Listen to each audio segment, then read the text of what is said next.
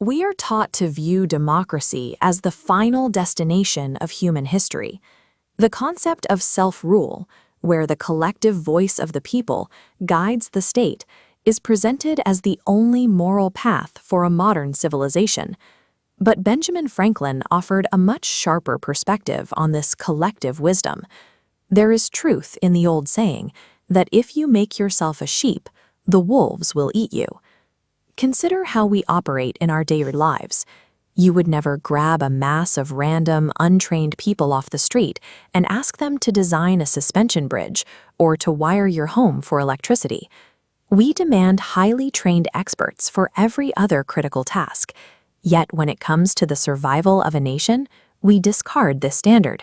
We hand the steering wheel of the country over to a crowd of millions of unskilled citizens and call it progress. The foundational premise of self-rule fails the moment it meets the reality of practical competency.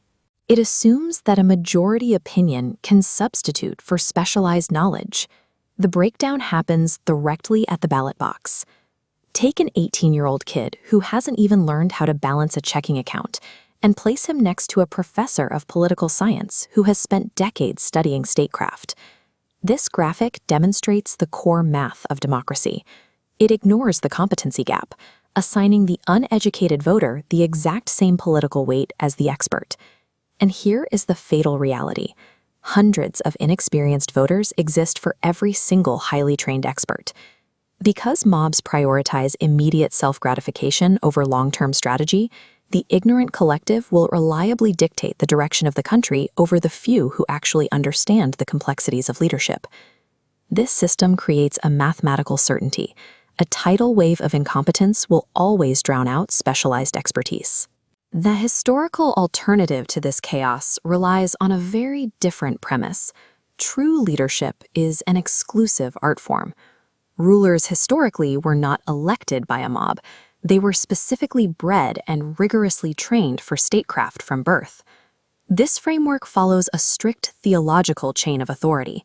According to ancient texts, the divine right to rule was handed down directly from God to lesser gods.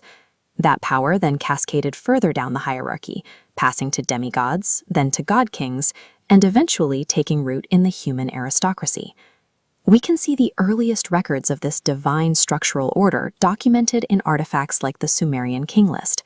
It traces a strict top-down hierarchy of kingship descending from the heavens. These ancient records suggest that top-down autocracy was the intended architecture of civilization. From this perspective, democracy is a disruption of that initial divine order. If this hierarchical order was divine, how did the modern world become so thoroughly convinced of its opposite? The author argues this global consensus is no accident. It is a spiritual intervention, a deliberate deception designed to dismantle the very idea of a king.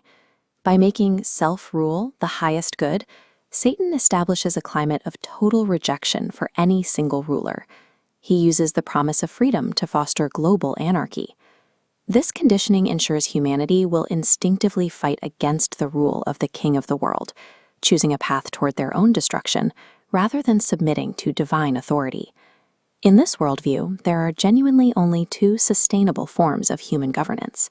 There is the rule of law, found in republics, and the rule of a few, seen in monarchies, oligarchies, or communism. To survive long-term, these two foundational models cannot stand alone. They must be paired together, balancing legal structure with centralized authority. Democracy fits into neither category. It lacks the rigid framework of the rule of law, and it disperses the authority required by the rule of a few. It is incompatible with the balance required for stability.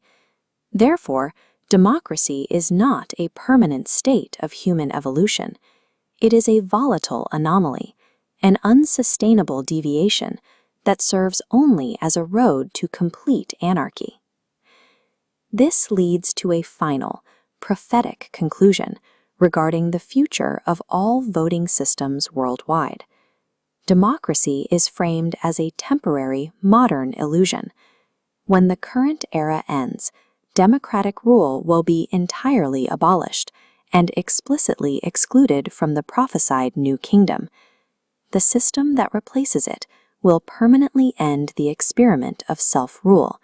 It will be a strict divine autocracy, where the King Messiah unilaterally appoints all leaders.